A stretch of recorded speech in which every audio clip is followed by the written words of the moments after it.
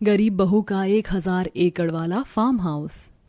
ये देखिए लड़की कितनी सुंदर और संस्कारी है, इसके साथ तेरी जोड़ी भी मस्त लगेगी और इसीलिए मैंने इसके साथ तेरा रिश्ता तय कर दिया। माँ जी हमें भी दिखाइए फोटो।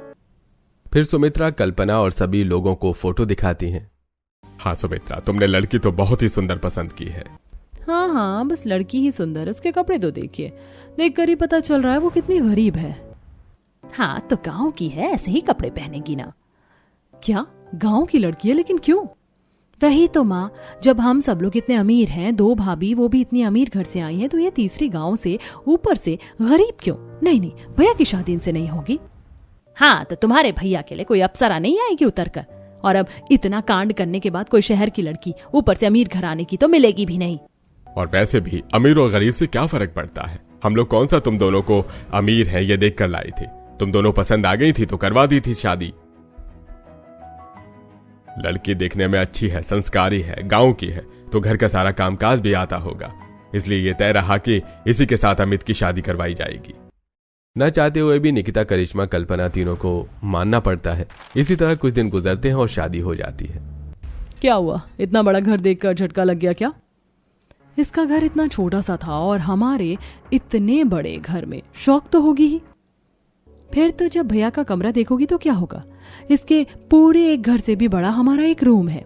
बस करो तुम दोनों, जा बहू अब जाकर आराम कर ले, कल मुंह दिखाई है तेरी, सुबह जल्दी उठकर तैयार हो जाना। सुबह? लेकिन सुबह क्यों? मुंह दिखाई तो शाम की होती है ना। हाँ, मुंह दिखाई तो शाम को ही होगी, लेकिन ये घर थोड़ा छोटा है ना, तो इसीलिए हमारे फार्म हाउस पर होगी मुंह दिखाई। अच्छा हाँ, मैं तो भूल ही गया था कि हमें कल फार्म हाउस जाना है। मैं वहाँ के स्टाफ को सफाई करने के लिए बोल देता हूँ। लगता है भाभी ने कभी फार्म हाउस नहीं देखा है। अरे देखना तो दूर की बात है, मेरे ख्याल से कभी नाम भी नहीं सुना होगा। हाँ तभी तो ऐसे चुपचाप खड़ी है। ओहो, अभी तो आई है वो, और तुम लोग की उसके पीछे पड़ गए। जा बहू, जाकर आराम कर। फिर अनुष्का अपने कमरे में चली जाती है। हे भगवान जी, माँ जी के हिसाब से इतना बड़ा घर भी उन्हें छोटा लग रहा है, तो फिर फार्म हाउस कितना बड़ा होगा। खैर मुझे क्या, मैं सो जाती हूँ, वरना कल देर हो जाएगी उठने में। ये सोचकर अनुष्का सो जाती है और अगली सुबह सभी लोग फार्म हाउस के लिए निकल जाते हैं। 2 घंटे ट्रैवल करने के बाद फार्म हाउस पहुंचते हैं। अरे वहां क्यों खड़ी है, अंदर आ जाओ। अरे इतना बड़ा फार्म हाउस देखकर सदमा लग गया होगा, इसीलिए खड़े खड़े बेहोश हो गई खुली आंखों में। वही तो, इसके घर वालों के पास तो नहीं होगा ना फार्म हाउस, इसीलिए।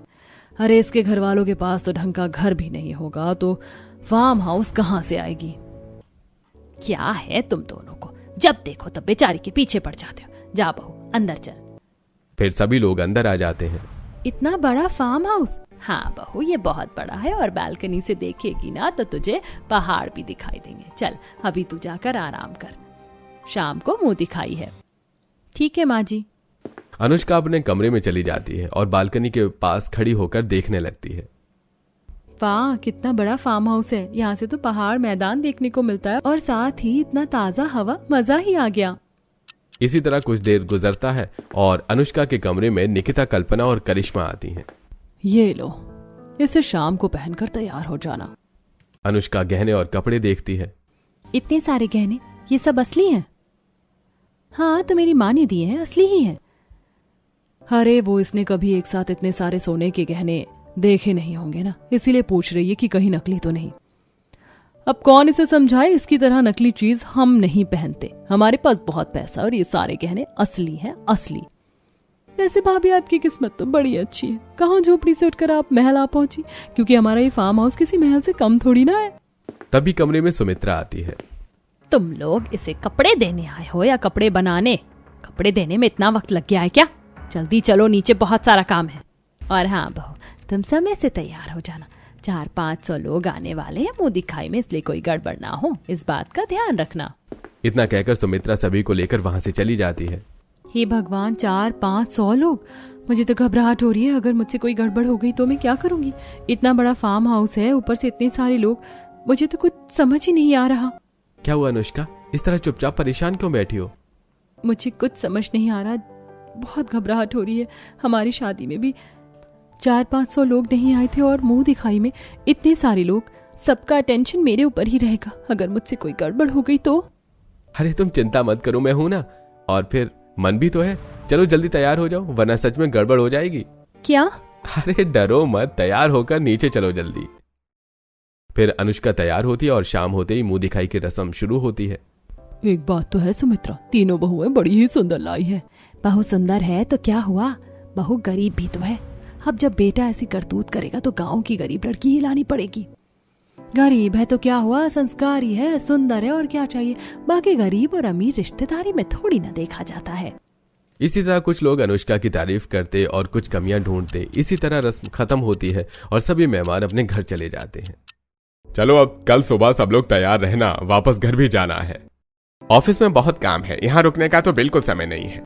ठीक है, सब लोग सुबह ही निकल जाएंगे घर के लिए। इसके बाद सभी लोग अपने अपने कमरे में जाकर सो जाते हैं और अगली सुबह होते ही वापस घर जाने के लिए निकल पड़ते हैं। चल बहू, आज तेरी पहली रसोई है, अब तू कुछ खाने को बना ले। ठीक है माँ जी। अनुष्का किचन में जाती है और कुछ ही देर में स्वादिष्ट स्वादिष्ट पकवान बनाकर सभी को खिलाती है। बहू तेरे हाथों में तो जादू है, बहुत ही टेस्टी खाना बनाया है तूने। हाँ, खाना सच में बहुत स्वादिष्ट है। हाँ, खाना सच में बहुत अच्छा है। चुपचाप खाना खा, और वैसे मुझे तो इसमें नमक कम लग रहा है। कहाँ नमक में, मुझे तो बिल्कुल सही लग रहा है। तभी सुमित्रा 2 सोने के कंगन लाकर अनुष्का को पहना देती है। ये क्या है माँ जी? अब तूने पहली रसोई पर इतना अच्छा खाना बनाया है तो तुझे उसका गिफ्ट भी तो मिलना चाहिए। इसकी क्या जरूरत थी? सच में माँ, इसकी क्या जरूरत थी? हाँ, आप नहीं देंगी तब भी इस गंवार को कौन सा पता चलने वाला था कि पहली रसोई पर सोने के कंगन देते हैं, क्योंकि इसकी माँ ने तो कभी इसकी भाभी को दिया नहीं होगा। हाँ माँ, रहने दीजिए। वही तो, वैसे भी ये कंगन इसकी औकात से बाहर है। चुप हो जाओ तुम तीनों। और बहू, तू ये कंगन कभी मत खोलना, ठीक है?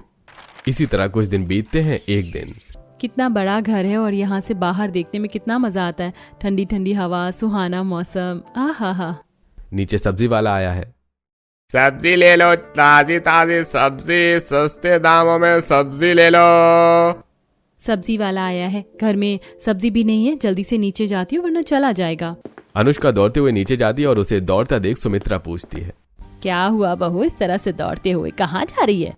माँ, वो सब्जी खत्म हो गई है तो उसी को लेने जा रही थी। बाहर सब्जी वाला आया है। इसी को कहते हैं जब औकात से ज्यादा मिल जाए तो हजम नहीं हो पाता। ओ महान लड़की, हम लोग ऐसे फुटपाथ या ठेले से सब्जी नहीं खरीदते, ऑनलाइन या फिर शॉपिंग मॉल से ही लेते हैं। हाँ बहू, हम लोग बाहर से सब्जी नहीं खरीदते क्योंकि यहाँ वहाँ हाइजीन मेंटेन नहीं होता। अरे माँ, आपने हाइजीनिक कह दिया, बेचारी को तो हाइजीन का मतलब ही नहीं पता होगा। तुम लोग कब बेचारी का पीछा छोड़ोगे? बहू तू जा, इन्हें मैं देखती हूँ। अनुष्का बिना कुछ कहे अपने कमरे में आ जाती है और ये सब रात को जब अमित को पता चलता है तो, देखो तुम भाभी की बातों का बुरा मत मानो, वो लोगों को बस ताने मारने में मजा उनको आता है, चाहे सामने कोई भी हो। तुम उनकी बातों को कभी दिल पर मत लगाना। हाँ, मैं उनकी बातों को अनदेखा कर देती हूँ, लेकिन और कब तक? क्या जब तक मैं इस घर में रहूंगी तब तक मुझे उनके ताने सुनने पड़ेंगे? नहीं, देखा ऐसी बात नहीं है, कुछ दिनों में सब सही हो जाएगा। बस तुम भगवान पर भरोसा रखो और अपना काम करो। देखना एक ना एक दिन निकिता भाभी ही तुम्हारी सबसे अच्छी भाभी बन जाएंगी। अच्छा, ऐसा आप कैसे कह सकते हैं? नहीं, मैं कोई भविष्यवाणी नहीं कर रहा हूँ, मैं तो बस कह रहा हूँ कि ऐसा हो सकता है। वैसे और भी बहुत कुछ है जो हो सकता है। क्या आप भी? इसी तरह दोनों थोड़ी देर बातें करते हैं और फिर सो जाते हैं। कुछ दिन गुजरते हैं तो निकिता और कल्पना की सहेलियां घर आती हैं। एक बात तो है, इतने दिनों बाद मिल रहे हैं, उसके बावजूद पहले वाली ही फीलिंग आ रही है। अरे तो दोस्तों की यही तो खास बात होती है, चाहे जितने भी दिन ना मिले लेकिन जब मिलते हैं तो वो दिन यादगार बना देते हैं। वही तो, अगर ना मिलने से भूल जाए तो वो दोस्त कैसे? वैसे मैंने सुना थी छोटी देवर की भी शादी हो गई है, तो तू अपनी नई देवरानी से हमें मिलवाएगी नहीं? हाँ रुक, भाभी भाभी भाभी भाभी, ये देखिए मेरे फ्रेंड्स आए हैं। हाय। हेलो भाभी, आप तो बहुत सुंदर हैं। वही तो, देखकर लगता ही नहीं है कि शादीशुदा हैं। हाँ, बस करो, तुम जाओ और हमारे लिए कुछ खाने को बना दो। अरे रहने देना, यहीं बैठकर हम सबके साथ बातें करेंगे और खाने पीने का क्या है, कभी और खा लेंगे। तुझे सुनाई नहीं दिया? जाकर खाना बना। अरे तूने भाभी को क्यों भेज दिया? अरे तू छोड़ना, तू मेरी दोस्त है या उसकी? हाँ वैसे भी मुझे कुछ बताना था तुझे। क्या? इस तरह से कल्पना बात घुमा देती है और दूसरी तरफ अनुष्का तरह तरह के पकवान बनाती है। कुछ देर में वो सभी को तरह तरह के पकवान खिलाती है। कितना टेस्टी है यार, इसे खाकर तो मजा आ गया। सभी लोग जब अनुष्का की तारीफ करने लगते हैं तो निकिता को बहुत जलन होती है और वो सबके सामने अनुष्का की बेइज्जती करने लगती है। तुम लोगों को पता नहीं, इसे बस खाना बनाना और सुंदर दिखना ही आता है, बाकी इतनी गरीब है कि क्या ही बताऊं। अरे क्या जरूरत है इतना सब कुछ बताने की, बस ये बता दे कि गांव से गंवार देहाती लड़की है ये। तभी घर के सारे लोग इकट्ठा हो जाते हैं। ये क्या बकवास कर रही हो बहू, तुम्हें अंदाजा भी है कि तुम क्या बोल रही हो? बहू, अनुष्का बहू हमारी बहू है, तुम्हारी नहीं, इसलिए जवान संभाल कर बात करो। इसमें मैंने गलत ही क्या कहा? गरीब गांव की देहाती लड़की ही तो है ये। चुप हो जा करिश्मा, और एक शब्द नहीं। आप दोनों मेरी भाभी हैं और इस घर की बहू, और तू मेरी बहन, इसलिए मैं तुम तीनों को माफ कर रहा हूँ। वरना अगर मेरी बीवी के साथ कोई और ऐसी हरकत करेगा तो मैं उसे कभी माफ नहीं करूंगा, और ये पहली और आखिरी बार होना चाहिए दोबारा। अगर मैंने ये देखा या सुना तो मैं तुम तीनों को छोड़ूंगा नहीं। चलो अनुष्का यहाँ से। एक एक करके सभी लोग तीनों को चिल्लाते हैं और अपने अपने कमरे में चले जाते हैं। सभी सहेलियां भी चली जाती हैं। लगता है हम लोगों ने कुछ ज्यादा ही कह दिया, हमें ऐसा नहीं कहना चाहिए था। छोड़िए, इतना सोचने का समय नहीं है मेरे पास, और वैसे भी इन सब चीजों से हमें क्या। इतना कहकर दोनों ही अपने अपने कमरों में चली जाती हैं। बस बहुत हो गया, इसकी वजह से मेरे दोस्तों के सामने मेरी इंसल्ट हुई। आज पहली बार मुझे ससुर जी ने डांटा और देवर जी ने मुझसे इतनी ऊंची आवाज में बात की, सिर्फ और सिर्फ इसकी वजह से। अब मैं इससे अपना बदला लेकर रहूंगी। इसने मुझे मेरी सहेलियों के सामने बदनाम किया, मैं पूरी दुनिया के सामने इसकी बेइज्जती करूंगी। वहीं दूसरी तरफ देखो अनुष्का, मेरी तरफ देखो। मैं तुमसे माफी मांगता हूं। मैं मानता हूं कि भाभी को ऐसा नहीं बोलना चाहिए था, लेकिन उन्होंने बोला, बट अब मैं क्या कर सकता हूं। तुमसे माफी ही मांग सकता हूं, और एक रिक्वेस्ट करता हूं, तुम उन लोगों की बातों को ध्यान मत देना प्लीज। ठीक है, मैं पहले भी उनकी बातों को ध्यान नहीं देती थी और अभी भी नहीं, लेकिन अब ये ज्यादा हो रहा है। आखिर अब कब तक मुझे ये सब सुनना होगा? भाभी को और करिश्मा को समझने की कोशिश करूंगा, तुम चिंता मत करो। फिर इसी तरह अमित अनुष्का को समझाता है। रात होने पर दोनों सो जाते हैं। अगले दिन निकिता आरती कर रही थी और अचानक से बेहोश होकर गिर पड़ती है। अरे क्या हुआ, सब ठीक तो है ना? घबराने की कोई बात नहीं है, ये प्रेग्नेंट है और बस इसी वजह से ये बेहोश हो गई थी। क्या मतलब? मैं दादी बनने वाली हूँ। और मैं दादा। खुशी की खबर सुनकर पूरे घर में चहल पहल मच जाती है और अब निकिता का ध्यान एक बच्चे से भी ज्यादा रखा जाने लगा था। इसी तरह 7 महीने बीत जाते हैं। बहुत दिन हो गए हम लोग कहीं घूमने नहीं गए। वही तो ऊपर से एक दिन के लिए फार्म हाउस गए थे, वो भी इसकी मुंह दिखाई में ही गुजर गया। घूमने का मौका ही नहीं मिला। क्यों ना हम सब लोग कहीं घूमने चले, या फिर हम सब फार्म हाउस ही चलते हैं ना, पिकनिक मनाएंगे और कुछ दिन रहकर वापस आ जाएंगे, बहुत मजा आएगा। हाँ जी, वैसे भी बहुत दिन हो गए हम लोगों ने फार्म हाउस की पहाड़ियों पर घूमा नहीं। हाँ बात तो सही है, बहू प्रेग्नेंट है और फिर बच्चे के लिए ऐसी ताज़ा खुली हवाओं में जाना बहुत ही अच्छा रहेगा, और हमारे फार्म हाउस से अच्छा ताज़ा हवा और कहाँ मिल सकता है। मतलब हम सब फार्म हाउस जाएंगे। अरे लेकिन बच्चों को ऑफिस होगा, ऐसे ऑफिस छोड़कर थोड़ी ना घूमने जा सकते हैं। कि तभी सुमित, सिद्धांत और अमित आते हैं। लीजिए, तीनों भैया आ गए हैं। क्यों, क्या हो गया? अरे बेटा कुछ नहीं, यहाँ सब लोग बाहर घूमने जाने का प्लान बना रहे थे और तुम लोगों के ऑफिस की छुट्टी की बात चल रही थी। ये तो बहुत अच्छी बात है, क्योंकि अभी लगातार 1 हफ्ता हमारी ऑफिस की छुट्टी रहेगी। ये अब हम सब लोग फार्म हाउस जाएंगे और पूरे 1 हफ्ते रहेंगे। हम लोग परसों फार्म हाउस जाएंगे। इसके बाद सभी लोग अपना सामान पैक करने लगते हैं और फार्म हाउस जाने की तैयारी घर में शुरू हो जाती है। अगले दिन मेरे पास तो पहनने के लिए कपड़े ही नहीं है। वहां पर जाऊंगी तो बहुत अच्छे अच्छे फोटोज लूंगी, इसलिए मुझे शॉपिंग पर जाना होगा। हाँ मेरे पास भी एक कपड़ा नहीं है, तो फिर चलो आज हम सब शॉपिंग पर चलते हैं। करिश्मा और कल्पना की बात सुमित्रा सुन लेती है। तुम दोनों शॉपिंग पर जा रहे हो क्या? दोनों नहीं, तीनों, मैं भी जा रही हूँ। अरे बहू, इस हालत में तेरा बाहर जाना सही नहीं रहेगा, तुम मत जा शॉपिंग पर। नहीं माँ, मैं अपना ध्यान रख लूंगी, मुझे जाने दीजिए ना। ठीक है, तो फिर तू अनुष्का को भी अपने साथ लेकर जाओ, वो भी कुछ कपड़े खरीद लेगी और तेरा ध्यान भी रखेगी। क्या अनुष्का? नहीं माँ, अनुष्का भाभी को हम अपने साथ लेकर नहीं जाएंगे। आज से 6-7 महीने पहले इसी अनुष्का की वजह से मेरे दोस्तों के सामने मेरी बहुत बेइज्जती हुई थी, और अब मुझे अपना बदला लेने का मौका मिल गया है। देखो मैं क्या करती हूँ उसके साथ।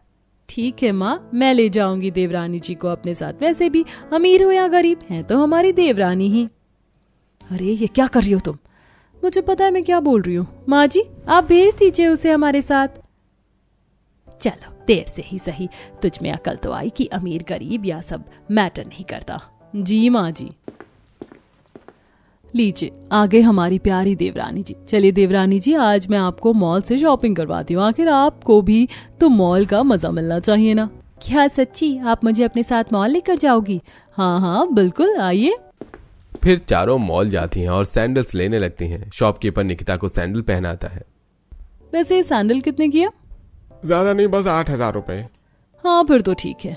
क्या 8,000 रुपए? वो भी सिर्फ एक चप्पल का? ये भगवान, इसमें तो हमारे पूरे गांव की चप्पल आ जाएगी। लो खोल दी इसने अपनी जुबान, अब इसकी वजह से हमारी भी इंसल्ट होगी।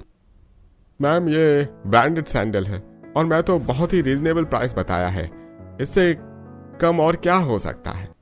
भैया आप ना मुझे सैंडल दिखाइए। ये गंवार गांव की है, इसे सैंडल और मॉल के बारे में कुछ नहीं पता। इसने तो फैंसी चीज तो कभी देखी भी नहीं है। और पता है आपको एक बात, इसके परिवार वाले कितने गरीब है, लेकिन इसने मेरे देवर से शादी कर अमीर बनने का सपना पूरा कर लिया। इतनी गरीब घर से है ना ये कि पंखा ऑन करने से पहले भी इसकी माँ ये सोचती थी कि कहीं बिजली का बिल ज्यादा ना आ जाए। और एक हमारा घर है, एक रूम में 2-2 एसी चलते हैं। ये क्या कह रही हैं आप? और इन सारी बातों का भी क्या लेना देना? लेना देना है। अगर तेरी माँ अमीर होती तो आज ये सैंडल का प्राइस सुनकर तेरी आंखें नहीं फट जाती। और हाँ अब यही सोच रही है ना कि मैं तुझे मॉल लाने के लिए इतना आसानी से कैसे मान गई, क्योंकि मुझे तेरी इंसल्ट करनी थी, वो भी सबके सामने। और वैसे भी इंसल्ट भी तो तभी होगी ना जब तेरे पास इज्जत होगी। नहीं, तेरे पास आखिरकार इतनी गरीब जो है तेरी माँ के पास नहीं है तो तेरे पास कैसे आएगा? अनुष्का बिना कुछ कहे रोते रोते घर चली जाती है और घर आते ही कमरे में बैठकर रोने लगती है। अरे इसे क्या हुआ? ये तो इतनी खुशी खुशी गई थी, रोते हुए वापस क्यों आई है? जाकर देखती हूँ। सुमित्रा अनुष्का के कमरे में जाती है और अनुष्का से पूछती है। अनुष्का सारी बातें बता देती है। सुमित्रा सबको बताती है और कुछ देर बाद करिश्मा, निकिता और कल्पना घर आते हैं। ये क्या किया तुम तीनों ने? तुम लोगों को घर की मान मर्यादा का जरा सा भी ख्याल है? घर में तो तुम अनुष्का से अच्छी तरह से बात नहीं करती और अब बाहर भी जाकर उसकी इतनी इंसल्ट करने की क्या जरूरत थी? आज मुझे ये समझ में आ गया कि मेरी बहू और बेटी में अमीरी का बहुत घमंड है, इसलिए उसने अपने ही घर में अपने ही खानदान की बहू की बेइज्जती दूसरों के सामने कर दी। मुझे तुम सबसे ये उम्मीद बिल्कुल नहीं थी। बाकी सबका तो समझ में आता है, करिश्मा तुझसे हमें ये बिल्कुल उम्मीद नहीं थी। क्या माँ और पिताजी ने तुझे यही संस्कार दिए हैं करिश्मा? मुझे माफ कर दीजिए, मुझसे गलती हो गई। हाँ पापा, मुझसे बहुत बड़ी गलती हो गई।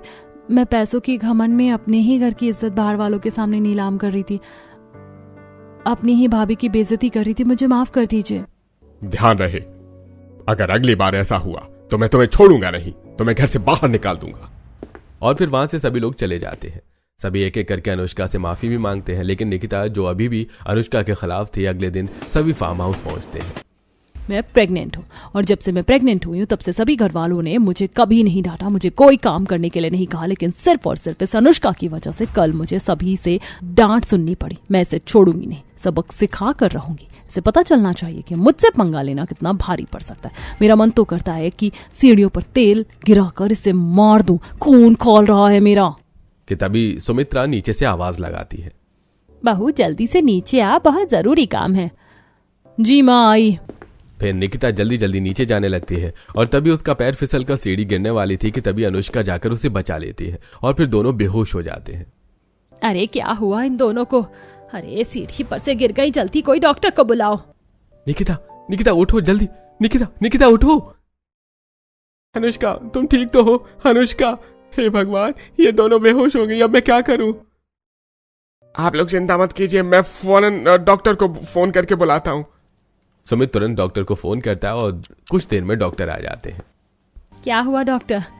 मेरी बहू ठीक तो है ना? किसी को कुछ हुआ तो नहीं? और मेरी एक बहू माँ बनने वाली थी, उसके बच्चे को तो कुछ नहीं हुआ ना? आप चुप क्यों हैं? जल्दी बोलिए। सुमित्रा तुम चुप होगी तब ना डॉक्टर बोलेंगे। हाँ डॉक्टर साहब बताइए, क्या हुआ? दोनों ठीक तो है ना? क्या हुआ डॉक्टर? मेरा होने वाला बच्चा ठीक तो है ना? हाँ वो ठीक है। और अनुष्का, अनुष्का कैसी है? भगवान की कृपा से वो भी ठीक है, लेकिन हाँ अनुष्का जी को निकिता जी की तुलना में बहुत ज्यादा चोट आई, क्योंकि अनुष्का जी निकिता जी को बचाने के चक्कर में अपनी जान पर खेल गई। वो तो भगवान की कृपा है जो वो सुरक्षित है, वरना कुछ भी हो सकता था। अब मुझे दूसरे पेशेंट के पास जाना है, मैं निकलता हूँ। फिर डॉक्टर वहां से चले जाते हैं और कुछ देर बाद निकिता को होश आ जाता है। बहू, तुम ठीक तो हो ना? हाँ मैं बिल्कुल ठीक हूँ, लेकिन मुझे किसने बचाया और मेरा बच्चा वो ठीक है या नहीं? चिंता मत करो, मैंने डॉक्टर से पूछा है, तुम और हमारा बच्चा दोनों सुरक्षित है और तुम्हें अनुष्का ने बचाया है, वो भी अपनी जान पर खेलकर। और हाँ, सिर्फ तुम्हें ही नहीं, हमारे बच्चे को भी। पता है बहू, जिसे हमेशा तू ताना मारती, जिसकी इंसल्ट करती, आज उसी की वजह से तू और तेरा बच्चा सुरक्षित है, वरना ना जाने क्या हो जाता। तभी अनुष्का को होश आता है। अनुष्का, ठीक तो हो ना तुम? हाँ मैं ठीक हूँ। आउच। अरे तुम आराम करो तुम। हाँ ठीक है। आप ये बताइए कि जेठानी जी का बच्चा कैसा है अभी? हाँ, वो भी ठीक है। वैसे थैंक यू अनुष्का, तुम्हारी वजह से आज हमारा बच्चा बच पाया है, वरना पता नहीं क्या हो जाता। निकिता की तरफ से मैं भी थैंक यू बोलता हूँ। क्यों? मेरी तरफ से आप क्यों थैंक यू बोलेंगे? मैं खुद बोलूंगी देवरानी जी को थैंक यू। क्या तुम? मुझे माफ कर दीजिए, मैं शुरू से लेकर अभी तक आपके साथ इतना बुरा बर्ताव करती आई। जब देखो तब आपको नीचा दिखाया, आपकी इंसल्ट की, आपको डराया धमकाया, लेकिन इन सब के बावजूद आपने मेरी और मेरे बच्चे की जान बचाने के लिए अपनी जान दांव पर लगा दी। डॉक्टर ने भी ये कहा कि अगर आप ना होती तो शायद आज पता नहीं क्या हो जाता। देवरानी जी मुझे माफ कर दीजिए। मुझे समझ में आ गया कि इंसान दिल से कभी गरीब नहीं होता। पैसे तो बस कमाए जाते हैं, लेकिन जो प्यार होता है वो पाना होता है। और आज आपने मेरा दिल जीत लिया। बस मैं ही थी जो आपको समझ नहीं पाई। कोई बात नहीं, आपको आपकी गलती का एहसास हो गया, मेरे लिए इतना ही काफी है। और फिर आपने मुझे ताने मारे थे, आपके होने वाले बच्चों ने तो नहीं। तुम बहुत अच्छी हो अनुष्का, मैंने तुम्हें पहचानने में बहुत बड़ी गलती कर दी। फिर सभी लोग फार्म हाउस से अपने घर चले आते हैं। कुछ ही दिनों बाद निकिता की डिलीवरी होती है और वो एक छोटी सी बच्ची को जन्म देती है। और फिर नामकरण के फंक्शन में, और सुमित्रा बहन, क्या रखने वाली हो अपनी पोती का नाम? अरे इतने बड़े घर खानदान की बेटी है, नाम भी एकदम यूनिक और अच्छा होगा। मुझे तो कुछ समझ नहीं आ रहा क्या नाम रखूं, हर एक दूसरा नाम ही अच्छा लगता है। माँ, लेकिन मेरी बेटी का नाम बहुत यूनिक और अच्छा होगा, और फिर जो उसका नाम रखेगा वो भी बहुत भाग्यशाली। मैं रखूंगी इसका नाम। नहीं, मैं रखूंगी। तो मैं क्या करूंगा? अरे लाइन में मैं भी हूँ। अरे तुम सब शांत हो जाओ। जिसकी बेटी है अब वही तय करेगी कि उसकी बेटी का नाम कौन रखेगा। निकिता बहू, बताओ किससे नाम रखवाना चाहोगी अपनी बेटी का? और सबसे पहली बार किसकी गोद में दोगी मेरी पोती को? निकिता बिना सोचे समझे उठती है और अपनी बेटी को उठाकर अनुष्का की गोद में रख देती है। इसका नाम रखने और इसे सबसे पहली बार नामकरण की रस्म में गोदी में लेने का सबसे ज्यादा और सबसे पहला हक तुम्हारा है, क्योंकि अगर उस दिन तुमने मेरी जान नहीं बचाई होती तो आज ये भी इस दुनिया में नहीं आ पाती। इसीलिए मैं तो इसकी माँ हूँ, लेकिन साथ में तुम भी। क्या मैं? हाँ, तुम। चलो अब अच्छा नाम रखना मेरी बेटी का। हाँ, अच्छा ही रखूंगी। फिर नामकरण की रचना शुरू होती है और अनुष्का निकिता की बेटी के कान में उसका नाम बोलती है। क्या नाम रखा तुमने? भाभी जल्दी बताइए ना। इसका नाम मैंने अंकिता रखा है। ये तो बड़ा ही प्यारा नाम है और मेरे नाम से मिलता जुलता भी।